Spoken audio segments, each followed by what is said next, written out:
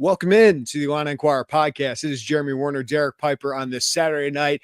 Had to do an emergency pod between the Final Four games. The first one between Florida and Auburn was phenomenal. We had Duke Houston coming up.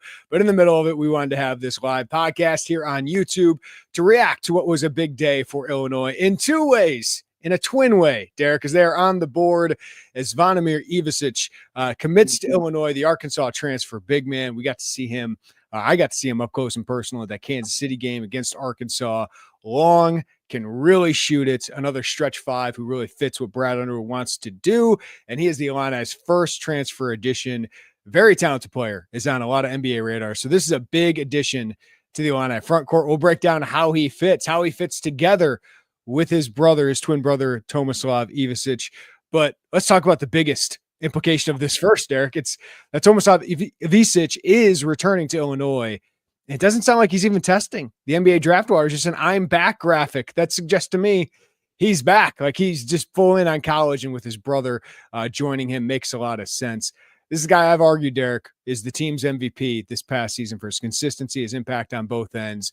I think it's massive, Derek, that Tomislav Ivisic is back for another year. How significant is this in your mind? It's enormous news. It should have been priority number one going into the offseason to try to get him back. Obviously, you shoot your shot at Will Riley if you can get him at the end of the NBA feedback and see if you can make that happen. But as far as a very attainable, reasonable outcome, we talked about it for the last really as long as it's come up, maybe the last couple of months, especially, Tommy played really well down the stretch. That put him even more so, I think, on NBA radars and some mock drafts in the second round and whatnot, that hey, the financial decision or opportunities in college should push forward and should be the best situation for him. So as he told us there in Milwaukee, as we talked to him after the game there against Kentucky, that, hey, he really liked his time here. He hoped that a nice core would come back and be able to push forward. Now, as we sit here today, it's not the core that in its entirety that we hoped it might be and that Illinois hoped it might be. But I do think if you were, and this isn't just kind of selective, after the fact type of thing, if you were doing it, outside of KJ and Will, I probably would have went Tommy 1, Kylan 2, by the way the season finished in terms of retention. I think Merez is very much up in that top three, and I wouldn't argue with you if you had him, maybe above Kylan. I guess as far as a multi-year thing, you could make he'd only be a sophomore, but Tommy, because of the way he keys everything you do, especially offensively, with his passing, with his shooting, and a guy that just has a lot of upside and in college basketball to be a really, really good player and an all-conference type of guy, then you're able to build around that type of piece. So to get him back and to make this, and we'll wait to hear what he has to say about it. But if it's, hey, as your collegiate send off, you get to play with your brother. That's a great thing, and I'm sure that those guys are going to enjoy it. Because they played a ton of basketball growing up together. Now get to play together in college. We'll talk about how they could fit together because it is so fascinating. This is going to be a national story, like these two twin brothers together. And by the way, first brothers on Illinois that I could find since Phil and Paul Judson, who also were twins in 1955-56. There were some pre-World War II that I was able to find some brothers, but this is big for them. Like you feel like Tommy coming over here, everything he dealt with, like the adjustment not only to a new culture, new team, new country, but he's away from his family, like thousands of miles. He gets to see Big Z, his brother, for this one game. But I wonder how much that helps him just as a human, like just being together, like how much that can just help their comfort, make them feel like they're more at home. But also Tommy can get better. Like we know he can get stronger. He can get better on post-ups. I imagine, Derek, that's going to be a huge thing for him. But he was a phenomenal college basketball player, one of the better centers in the Big Ten. And if it weren't for his case of mono there, maybe had the chance to be an all Big Ten caliber player, was all Big Ten honorable mention this year. I think he will be an all Big Ten player next year because I think his shooting can become more consistent. I think he can be better in the post, but this is a double-double guy every game, stretches you out, is a matchup problem, and also had some defensive value at the rim. So he can get better, Derek. In what ways do you think he can get better?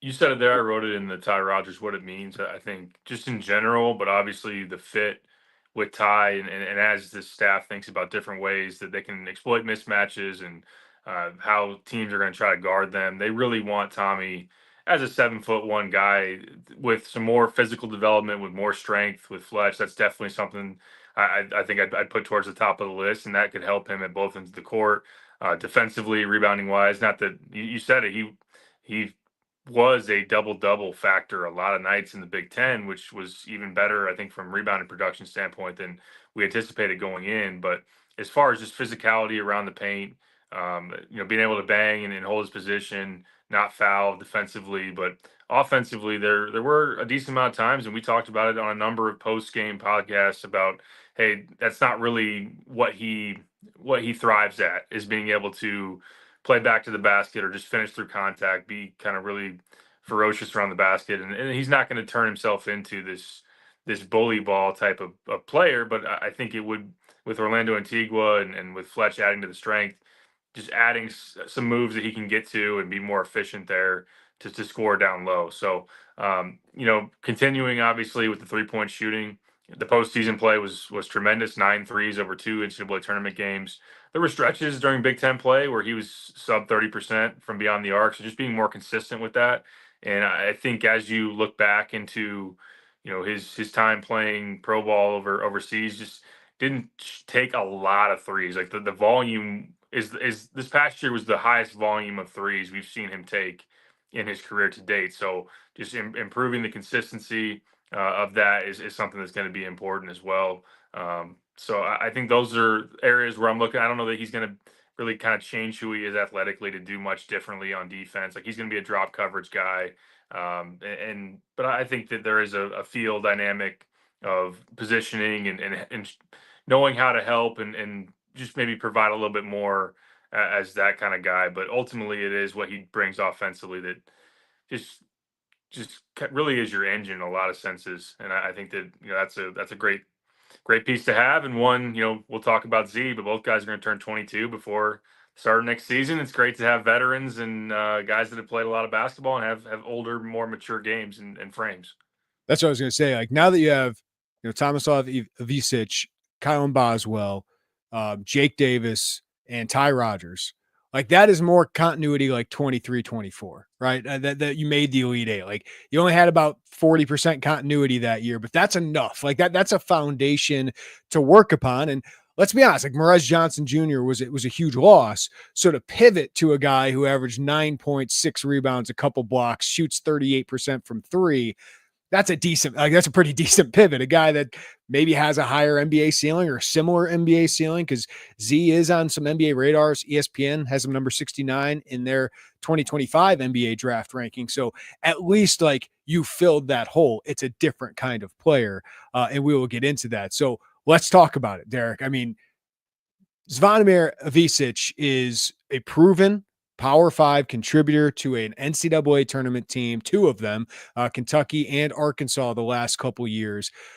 This is an elite stretch 5-man rotation, right? Like 40 minutes, as we've talked about, 40 minutes of Ivisic is huge. Like that is one of the better 5-man rotations in the country. The question now becomes, and it's going to be one of the most fascinating things, how can they play together? How can we get 14 feet of Ivisic on the court together and make it really good, to make it impactful and make it work for a Big Ten team?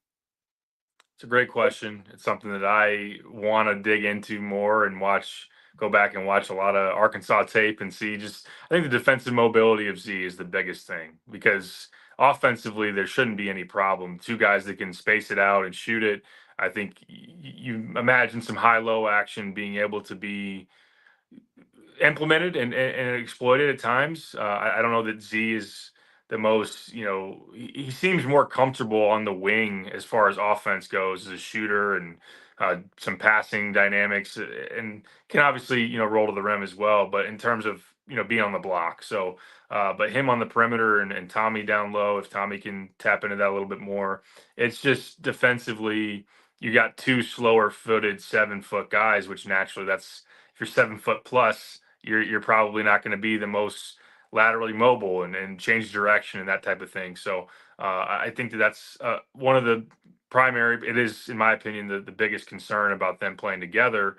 It could be matchup dependent. There will be teams where they have guys 1 through 4 that can drive you, or just a bunch of shooting that you got to worry about being able to close out on, and maybe Z at the 4 isn't going to be the best ideal scenario to get out to the 3 point line on a closeout, or worry about him guarding in space ultimately. But I think that there's also the line of thinking that it is kind of that trade off too. And Illinois has done this before. I mean, not to use a comparison that isn't exactly the same, but there are obviously lineups and choices that Brad has made here recently that's far more geared towards offense than maybe defense. Although I should mention before pivoting off the defensive side, like Z is an elite rim protector. When he's able to be around the rim, you said it on the last pod we did, 16th in the country in block rate, was the first in the SEC.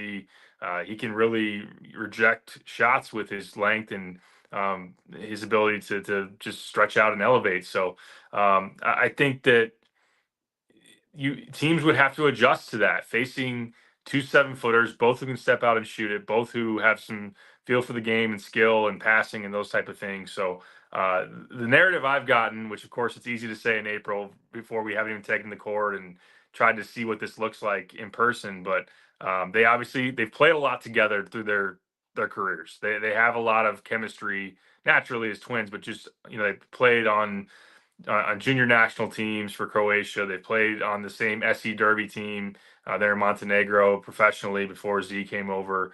And also another thing is I've heard is you figure it out because they're both really talented. So you figure it out, and that's something that Brad and company will be trying to do. But obviously, I don't think they'll be so married to Z's a 4 or Tommy's a 5. It'll be an option they can go to, but like you said, I think the biggest note is that you can have one of them on the court at all times, seemingly. Yeah, like, Tommy, I probably don't want off the court more than 12 minutes. Like, I think, can you go 25 and 15 of them at the 5 spot? But I don't know if I want Tommy off the court. I want him playing close to 30 minutes a game. So that means Z 10 minutes as a rotational center. Unbelievable. Like, that is an unbelievable luxury to have. The question is the 4 spot, but it's a fascinating one, Derek. And, we had questions about Michigan, completely different players, right? Like, Danny Wolf can take you off the dribble. He's more like a point guard. Vlad Golden's a true low post guy. Both these guys are stretch bigs, but I do love the idea of them offensively, right? Like how much pressure that puts on opposing guards to guard Kylan Boswell, to guard Ty Rodgers off the dribble, whoever else they add, whoever else they retain as their wings. And that's a big question we'll talk about here. But that's a lot of space for those guards to operate, for Ty Rodgers, for whoever it is to back cut. That's just a lot of spacing that is an NBA like offense where those bigs are going to be stretched out and that lane is going to be wide open. So offensively, I think of how fun that could be and how much that stresses an opponent. The questions are on defense, but can you live in defense? Because you got two 7-footers that take up so much space. Some teams you probably can't do that just because you got a big, athletic, powerful 4 that can just kind of bully Zvonimir, who's skinny, right? Like Tomislav's a little bit stronger.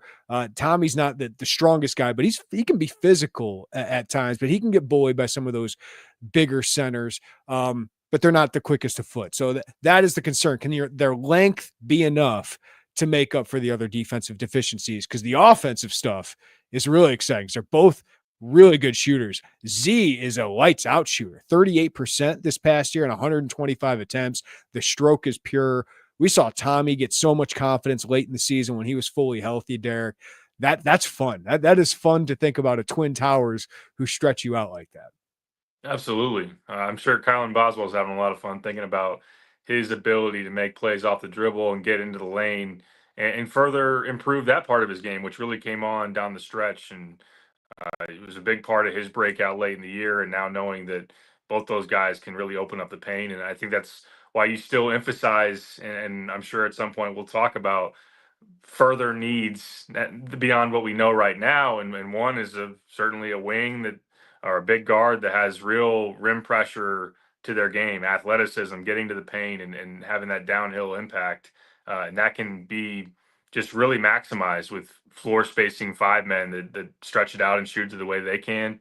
And, Tommy as a offensive hub, as a facilitator, as a guy that allows you to put, wings and guards in different situations and cutting. And I think he was really impressive. Those deliveries on cuts and the touch that he had, the feel for the game that he had, and trying to, especially with Kylan, having that shared experience together, being able to build off of it. It seemed like him and Will Riley really had a great chemistry late in the year. Can him and Kylan have something similar? Obviously, as he gets practicing with Ty a lot more on the same team, that's something that I think Ty could be a really great cutter and be able to take advantage of some of those things. So, yes, I think as far as the pieces go, legit size of the five, skill, and like you said, I mean they're both on NBA radars for a reason. Credit to Tommy. Z's kind of been the long-standing guy with the NBA hype, and Tommy, at least maybe from our vantage point, was not known for a long time until the last offseason when he was added, and now he's even a higher profile guy NBA wise. But both guys very talented, have a lot of ability, and I'm sure they can't wait to get to work together over the summer.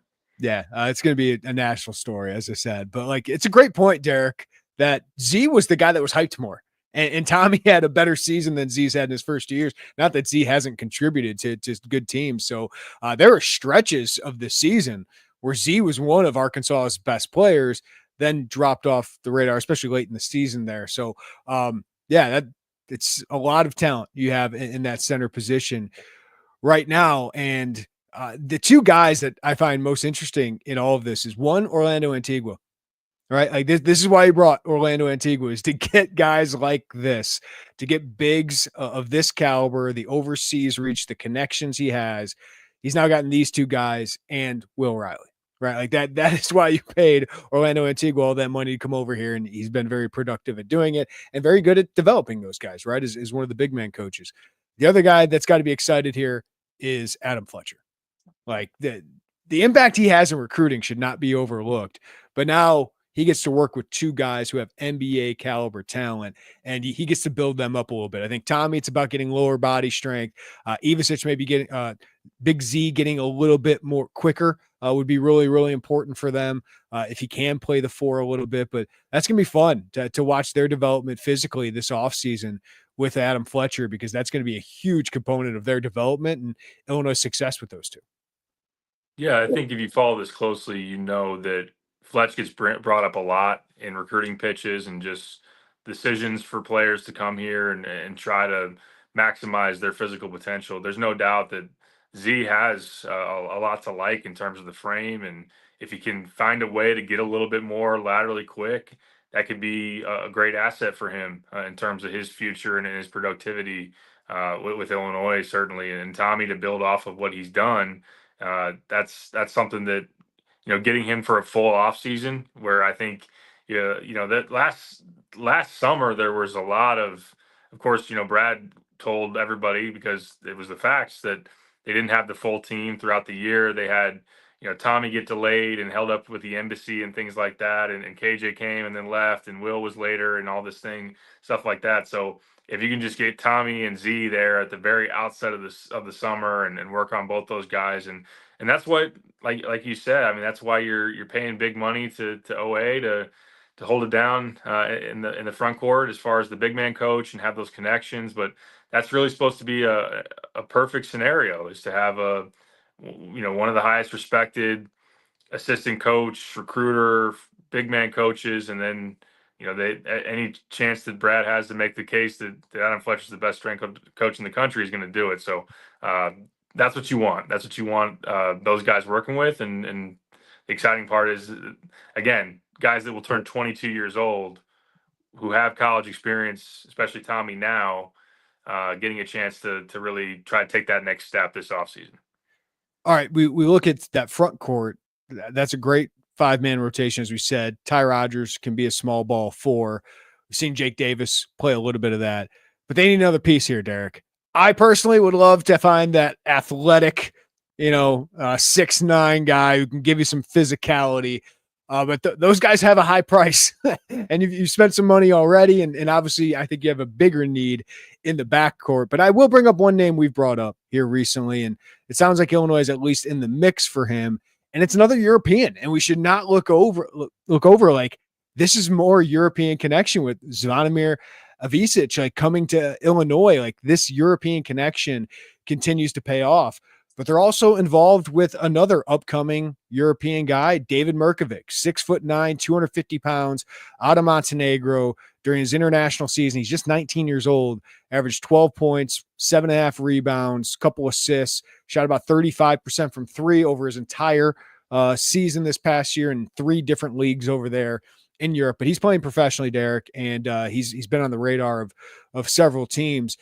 Bigger body, 6'9", 250. He's got strength. He's got some physicality to him. He's a really, really good rebounder, and he can shoot the three. Obviously, he can stretch you out. Not very athletic, not explosive, not very vertical, but he does bring some toughness and physicality and more skill. So if they're able to land a guy like that, man, like that front court, not as athletic, but it is very skilled and a lot of size there if you can add Mirkovic to it. Yeah, I give you the credit for uncovering that name. 6'9", 250 is a prototype that I've heard of here recently, and that has had a couple of leads on where to go. Obviously, we know Z is one of them, and it sounds like Mirkovic is another one that's been very much explored and pushed forward on. When I first heard that, like you said, kind of setting it up, is it a veteran in college? Maybe it's a mid-major guy who's just very athletic, great rebounder. And I think there would be value to adding somebody that is a plus athlete in that front court rotation. But for 19 years old, 6'9", 250, that's a nice base to work with. And I'm sure, again, if that is a situation that Illinois is getting him, that Fletch can try to take that to another level in terms of physical development. But watching him and what I've seen over the last day or so, just the skill jumps off, when you watch the highlights. I mean, he is very skilled from shooting the three to some really impressive passes, some of the back to the basket fadeaway stuff. You can tell he watches Jokic, right? Like it's pretty clear he watches Jokic. Yeah. Yeah, no, even one of his I think he's got 3 videos or 3 posts on his Instagram, and one of them is somebody saying, "Hey, is this guy the next Jokic?" And you can see the parallels as far as some of what he's trying to do in the post of again, like kind of the fadeaway jump shots and some of the what you would call, sometimes looking awkward, that he is able to just put the ball in the basket as far as that goes. So I like the fact that he has on our board brought up like body type. He's certainly got the Luke Herringody body type, doesn't he? Luke Herringody, that's a good name. Yeah, I like that.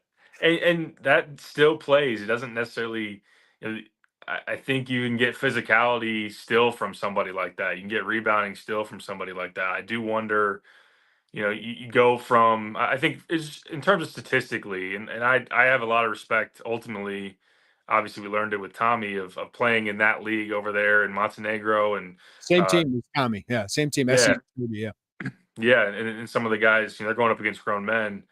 It's nothing to scoff at, but I think the productivity wise, translating to if you were to translate to the Big Ten, high major basketball, can he be as productive on the glass? Can he stay out of foul trouble? Can he be a guy that isn't exploited too much defensively? That last part is probably the biggest question, I imagine. Again, you think about some of what appear to be some lateral limitations and not just being not the best athlete, but at the same time, he is very talented, and there's a reason he's about to go play on the Nike Hoop Summit World Team with a familiar name in Dame Sarr, who's obviously killing it with Barcelona and a high priority Illinois target. So those guys being on the same team, I think that tells you how well thought of Mirkovic is overseas.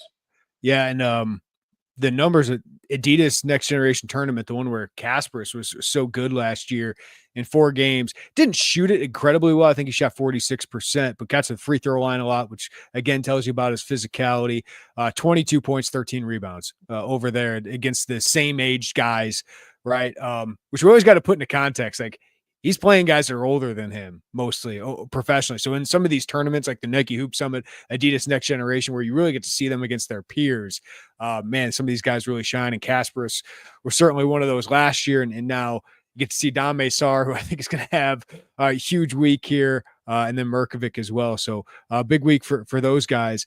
We'll get in here to the wings here, Derek. But one thing that I know, dug in a little bit is other people have written this nationally, but the House settlement is before a judge, and she is going to approve it most likely Monday or within the next week or so after that.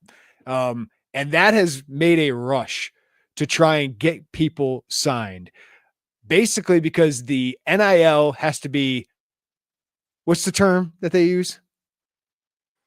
Fair market value. Yes. Deloitte has to approve it. Fair market value NIL. So it's no longer, hey, NIL, here's your contract of, $800,000 or whatever it is. It has to be, you did this service for that fair market value. So these huge NIL budgets are just getting unloaded right now, which is why the market is so high for all these guys. It has gone up remarkably over the last couple of years. And there's a rush to get it all done before that is signed, sealed, and delivered. So that's why this weekend you are seeing so many commitments. And for Illinois, it's important that you take advantage of that, right? And I think retention-wise, Derek, they have certainly spent probably a lot of that NIL budget. Adding Big Z before then is important, but that's why you probably want to add another piece or two right now, right? Seems that way for sure. And I admittedly haven't been as clear on what that exact guideline is, because there's been the date of July 1st thrown out there as well as maybe when everything is solidified. But would it be that NIL can be spent up to that point, at least in terms of the NIL that's been in place now, where it can be unregulated in terms of how much you're throwing in these deals, and they don't have to necessarily be quote unquote market value or whatnot, and probably not heavily checked actually, as far as what you're doing as the service for the amount, which we all know that these are largely pay for play. It's pay for play. So you're trying to, and through the collectives, through the fundraising that you do, you're trying to offload as much of that money as you possibly can in this window. So I think that's why it can be viewed as disappointing, why Illinois doesn't until tonight have Big Z, although Big Z certainly is a big first get. To not get Josh Dix and Jalen Sellers, who they prioritized and made big pushes for. Price Sanford also is a guy that they hosted on campus. But yes, I think that as you think about it, Tommy couldn't have been cheap. Kylan, you wanted to get him locked up, and had heard that there were some people trying to shoot their shot with some back channel stuff with him, and Illinois was able to hold that thing down. Yeah, kudos to Kylan. Didn't even try to leverage publicly, right? Like he just told us, "I'm coming back." Like there's no question. Now people can say that and go back on it, but kudos to him, man. I'm sure Illinois rewarded him handsomely. You would think so. You would hope so at least. But yeah, I mean that's something that you need some guys to. Not everybody on your roster can be chase the biggest bag or tried to completely maximize everything that they could get, which it's within their own right to be able to do so. But you appreciate the loyalty. You appreciate a guy that really established himself as a leader and as a prominent piece down the stretch and wanting to run it back. So, but to that point, I mean, you still have a lot of needs to fill, especially at guard and wing. And also, as of right now, the 4 spot, I think Merkovic is trending towards, as far as we can tell, a really significant piece there that could be a priority and be a guy that could get locked up soon.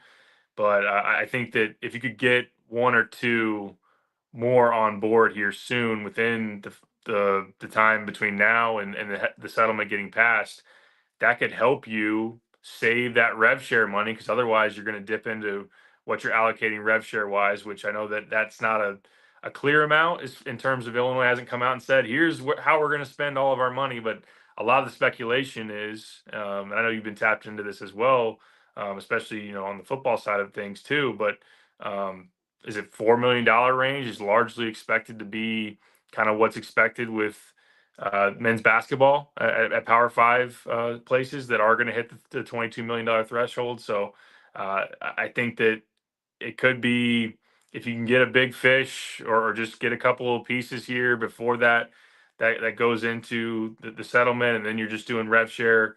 I mean, think about whether it's Dame Sar trying to get him at that point, or you're trying to make the best push you can to get Will Riley to come back, or whoever it might be. That might be one splash ad, and then trying to get a couple of other maybe mid-level mid-level pieces. If you're trying to make a couple of big splashes, you probably want one to come before this pushes through.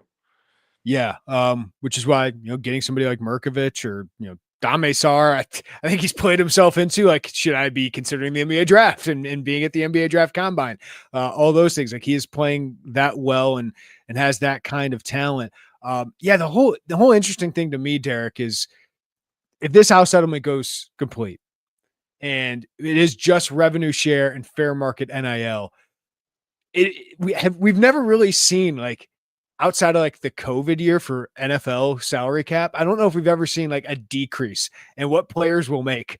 And that is possible next year, which of course makes up all right, are we really going to have like the black market's going to go away? Like, or just make a big comeback? So that's the huge questions of the enforcement of all of this. But that's a discussion for another day. They did not get Josh Dix. He goes to Creighton. He grew up very close to Omaha and has family reasons to be there. But Creighton obviously is a very good program. For Illinois, it's good that he didn't go to Iowa or, more probably importantly, Indiana. So that's probably a good thing there. But also Jalen Sellers, who Illinois was pushing for, decides to go to Providence, hook up with Jaden Epps there and make a backcourt there. Two guys that they wanted, Derek. Why do you think they weren't able to land them? Josh Dix really became, and throughout, I should probably start with, it was super quiet. He didn't talk to anybody. His family didn't talk to anybody. I'd heard that, he was repped by Priority Sports, who really wanted, even advising coaches that were part of the chase, to not say very much as far as what was happening and everything like that, for whatever reason. I'm sorry, I said Jaden Epps at Providence. He's at Georgetown, so apologies for that. Oh yeah, I keep forgetting. Yeah, I just thinking Ed Cooley, and yes, sorry, Ed Cooley and what is it, BS School or whatever it is. Yeah. Georgetown thing. Sorry about that. Yeah, you're good.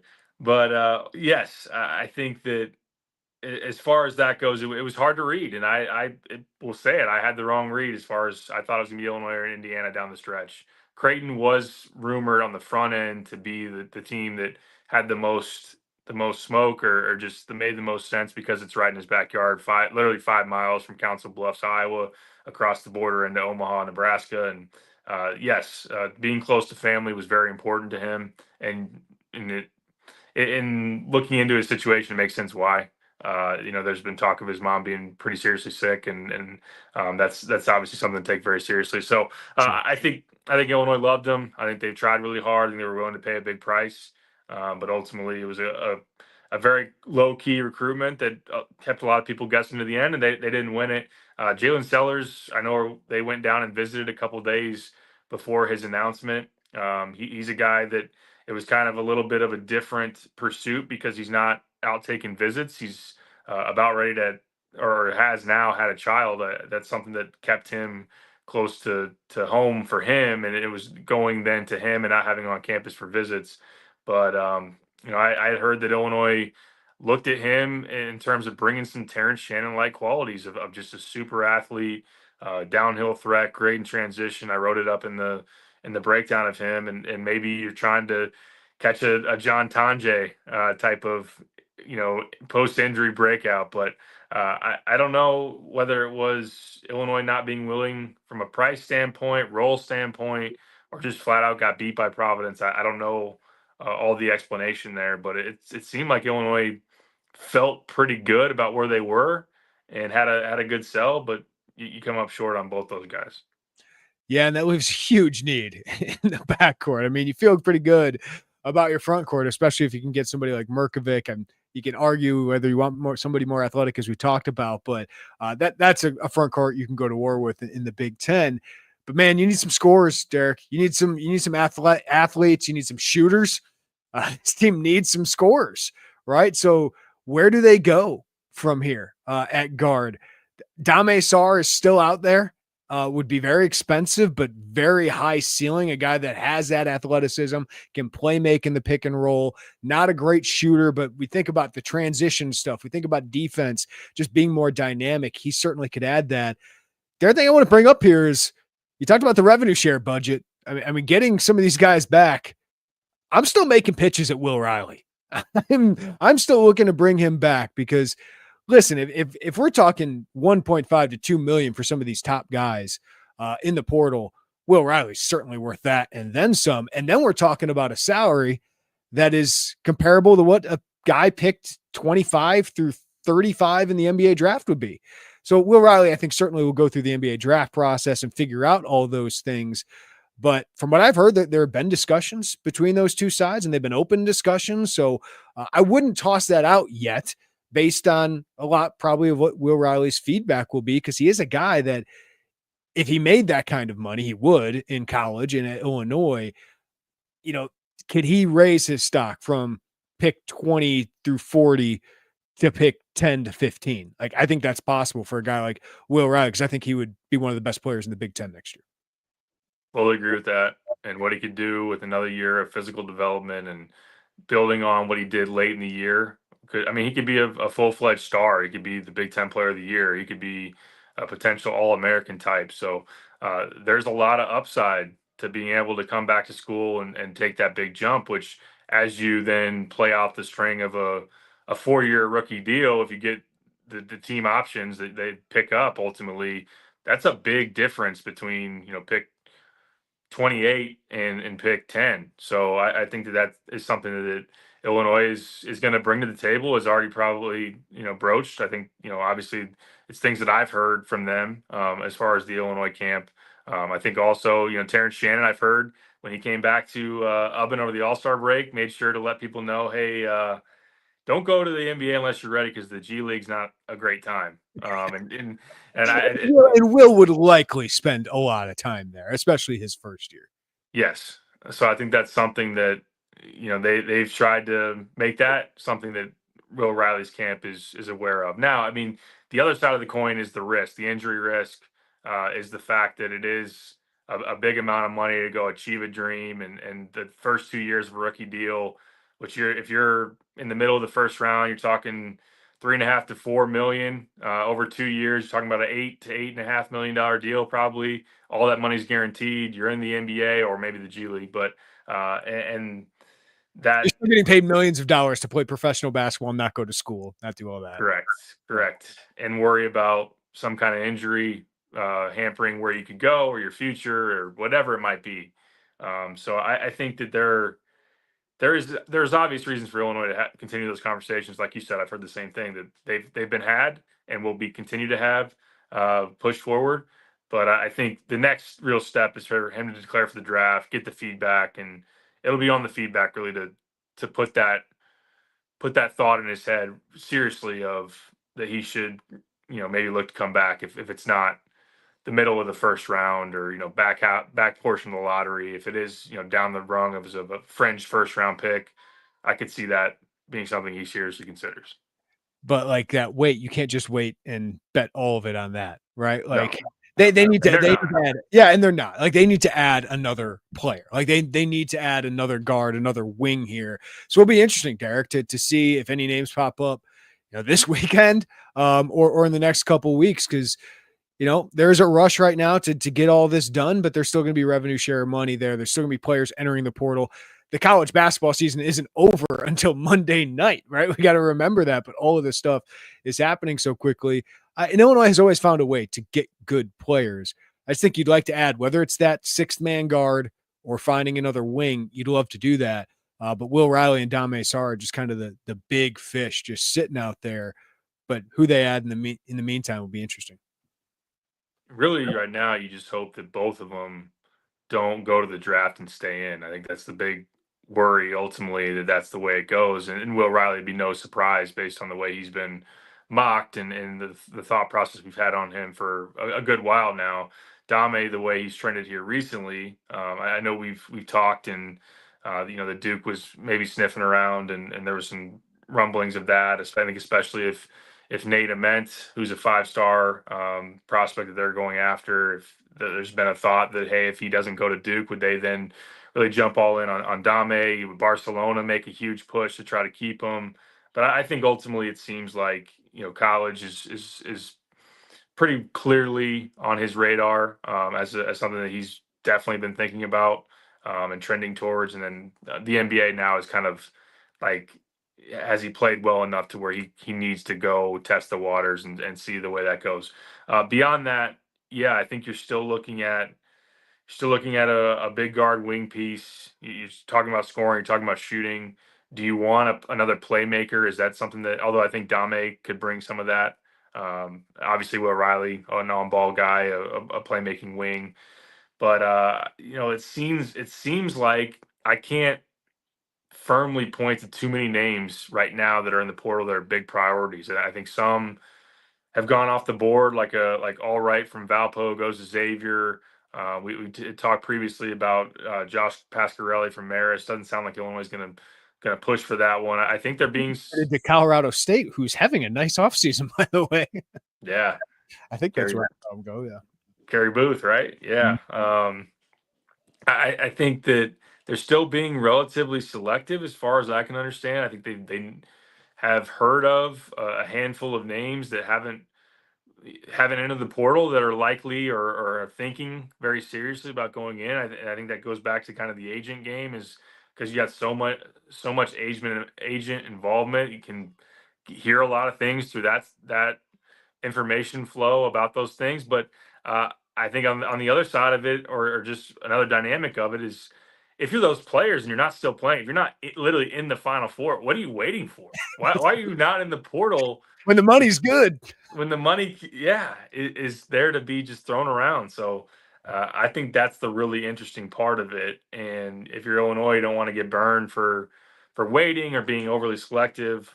Like you said, these things have tended to work out well for them, but this is a different offseason. We've seen a lot more early movement. I think I don't want to, maybe go too far, but I think there have been a lot of guys, at least kind of some prominent names to this point, that have gone into the portal and not been in the portal very long, and then have been, scooped up.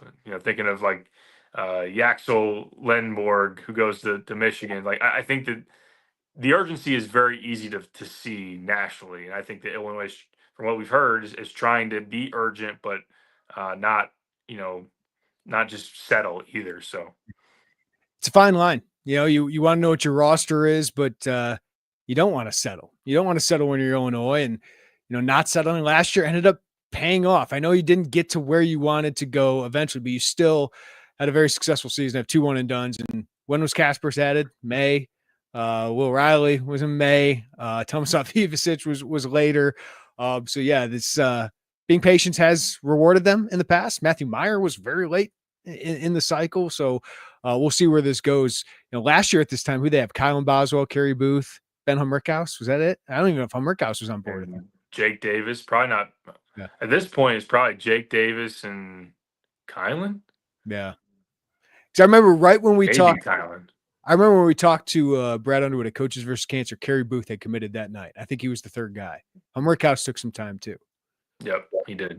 Yeah. Yeah, Jake Davis we didn't bring up. I like that guy's May 8th or 9th guy, right? Guy who's been here, guy's been part of it, knows the culture. He's an everyday guy. I think his shooting get more consistent and probably just more playing time. But we know his flaws, but I want that guy in my program. So I'm happy he's coming back. I don't know what the ceiling of him is, but I think it's just a solid role player that doesn't hurt you and really I think he can continue to get better from 3 the longer he stays at this level, because I think he can be a 36 to 40% 3-point shooter consistently. Solid, low maintenance role player, a team guy that's going to play his butt off, a guy that's going to shoot the 3 pretty decently, has athletic limitations, has limitations as far as defense, but I think he has shown offensively there's a lot of value that he can add. I think he's a guy that can knock down open shots. I think he moves well without the ball. I think he can make decisions on a dime ultimately. But yeah, it's whether the defensive part limits who, how much he can be on the floor. But ultimately, yeah, I mean, you like guys like that who want to help the team over, getting their stats, or are willing to settle and sign up for a role that isn't a starting job. It isn't, humongous minutes. So, and then it's a guy that's been in your program now. You get some continuity there, and yeah, I think that's nice to have, especially further into your bench rotation. Trey White to Kansas. Thoughts? I don't know. I mean, I think it'll be interesting to see what his role looks like in Lawrence, because the word coming out of the Illinois discussions was that he wanted to be more on the ball. I don't know that Kansas is going to give him that. Kansas hasn't made a lot of waves here early in the portal cycle. Yes, they do lose your guy AJ Storr. I don't think as of now Illinois is going to push on that one, Yeah. but yeah, I think it's obvious that Kansas is a team that can throw money. I'm sure he got paid an upgrade over what he made probably this past year. He had a nice season. He's going to a winning program, and I think that anyone that lands at Kansas, I think is going to be feeling like their portal was a success. Although obviously AJ in terms of production didn't end up being that. They need to hit better in the portal this year than they did last year. Yeah. You know what Trey's going to be? I think he's going to be a good role player. Can he be more of a star? I don't know. I don't know if that's in his cards, but that's a good addition for him, because I do think he learned a lot here, and I do think there was like mutual respect between the two sides here. Trey playing for his fourth school is interesting. That he's kind of bounced around here. I think they would have loved if he would have came back, because I thought towards the end of the year he was just a really, really good player. And I love that he's a low usage, man. Like, that's what I loved about him. He's so efficient in that role, got after the glass. Thought his defense got a little bit better late in the season as well. We'll answer a few questions before we get out here and go watch Duke Houston battle it out for a chance in the national championship game. RBC Bradley, $20 super chat. Thank you, RBC. Here's hoping Illinois doesn't rely on too many one-and-dones in the future. Too much volatility and instability. Better to have an older roster with a single 1-and-1. I love having lottery talent. I love having first-round pick talent, Derek. I think most of the time you need guys like that, right, that are being drafted really high. I mean, Duke is one of them. They're freaks. Like, that's just a freak team that can rely on that many freshmen. But usually if you're going deep in the tournament, you got to have some NBA players. It's just when your two top playmakers are freshmen. Like, that was the issue, right? And you couldn't really pivot from that because you really didn't have another opportunity there. But you do have some stability now with Tommy and with Kylan coming back, and Ty Rodgers now being a part of that, and Jake Davis. So I do like that you have some of that, continuity that they had in 23-24 that I thought brought you some success. So you need a mix of it. You need a mix of that continuity and old guys, and you got to get some of that young talent that has that high ceiling, but you just got to surround them more with old guys like you did in 2 years ago. Definitely. I mean, you said it there. No, if they're a lottery pick talent, I think that you can find a situation where those guys are going to be some of your best players. But do you want, a big question for me coming out of the season? Does Brad Underwood want his primary pieces on his roster, like the two best players on his roster, most highest paid guys on his roster, to be freshmen, true freshmen? So that's something where, yes, I agree with the point of supplementing older established players in college basketball with maybe, one high upside freshman that's going to be in the rotation. I'm not saying get a Like, yeah, Dame Sarr. Dame Sarr to this old roster, love it. Yes. Love it, because you're not counting on him to be your playmaker on every play, but boy, he gives you something you don't otherwise have, and an athleticism and a skill set that you need. But yeah, like, the other point I want to make, Derek, is like, if you found a way to get Will Riley back, this 2-year plan would work out pretty swimmingly. Like, losing Merez and Trey White was a little bit unexpected, but yeah, I think we both agree on, like, get one of those guys to supplement, not one guy or two guys to absolutely lead it. Yeah, for sure. Now, if you were ever in a situation where you could get Colin Knippel and Malawach and Cooper Flag, I'd be okay with those three guys being my three best players. But yeah, look, KJ and Will Riley were really good. We don't have to go back down that path to talk about the flaws, especially of KJ late in the year. But I think that, even bringing up the UConn team that beat Illinois, they had Steph Castle, who was a high upside lottery pick, but they also had Tristan Newton, who was a fifth-year guard, and Donovan Clingan, who had played a couple of years, and they had, yeah, they had Caravan. yep, they had a nice blend of old with also a couple of those NBA younger guys that don't stay in college that long. Czar, aren't we worried too many of these guys are the same type? Seems very easy to get recruited negatively against. Is this being European or being white? Listen, I think Brad Underwood has had an eclectic roster. I think that's been one of the things I love is he pulls people from everywhere. You need skill, man. And they've found a market, Derek, over in Europe that has been very good to them. Brings you really skilled players, get you players that really fit what they want to do. Obviously, they got to get athletic, and you can find athleticism in certain, guys all over the country, all over the world. And Dame Sarr from Italy would be one of those. But no, listen, you can have that, but Gonzaga was pretty good for all those years, right? Going to get kids from Europe all the time. And those are white kids, those are black kids, whatever it is, right? Dame Sarr is a black guy from Italy. Like, you can find them all over the world, and that's just opening up this entire thing. So if you're buying into that narrative, I just don't buy into it because Brad Underwood is recruited from everywhere. I don't either. No, I think you can bring up the point of, are you currently trending? Now, we still have to see a number of pieces come in here and solidify, but are you trending to be significantly more athletic, significantly more of an improved defensive team? Those are some questions I would ask. Absolutely. About when you look, especially, some of the Tommy and Z, although again, I like those pieces. I like having that size. I like Z's shot blocking with Merkovic, and then you wonder, is there going to be a plus athlete in that front court rotation? Is there going to be? It'd have to be Ty, right? Yeah, right. Which it could be, and that could help you. So that's one thing I think is a fair way to bring it up. I don't worry about what color they are, what nationality they are. I mean, are they good players or are they not? Yeah, So I agree with that. That's what's great about basketball or sports. It's a meritocracy, man. Yeah, like they need to get more athletic. That is my number one thing here. You got to get scorers and shooters, but you definitely need to get more athletic on the wing, and that has to be an absolute priority for them. Let's do one more. Fedigator, would Sarr come to Illinois if Riley did return? Could Illinois afford both? I think the goal would be able to get one of them, Derek, right? the goal has been to get one. That's been a consistent thing that I have heard.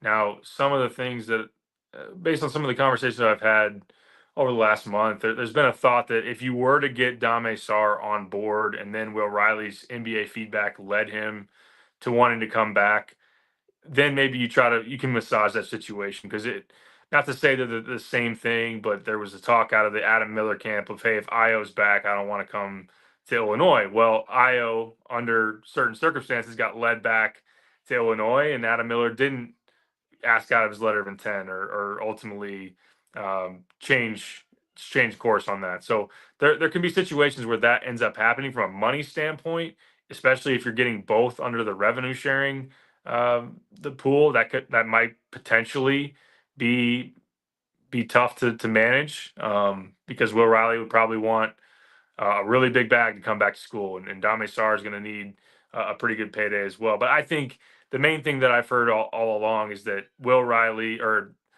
Dame Sarr and his circle kind of see Will Riley as being an overlap in front of him. He's also a playmaking wing, high upside. Will Riley being back there, not that they couldn't be on the court together, but it changes the way that Dame would be used and the opportunity that he sees in Illinois if Will isn't there. All right. I got nothing else because I want to go watch this Duke Houston game. Duke up 28-17. Man, that team's just unbelievably good. And Duke, Florida would set up for a fantastic matchup. Derek, any thoughts before we get out of here? I was going to ask what the score was because I haven't seen it. That's it. That's all I got. John Knipple off to a really good start, 12 points from what I see. But we appreciate all you watching us live on the YouTube channel. Hit that like button, subscribe to us, hit the notifications bell on your way out. As well, we got plenty more coming at IlliniInquirer.com. Derek will have a column on what it means on the Ivisic brothers being at Illinois together. And of course, we'll have the latest on any of their other portal pursuits. Derek has covered the heck out of that so far this offseason, and it continues, and it will probably drag on. And we got NBA draft withdrawal decisions happening late in May, the NBA Combine early in May. So we got plenty of coverage coming up at IlliniInquirer.com. Everybody have a great day. Take care of each other. We'll talk to you next time right here on the Illini Inquirer podcast.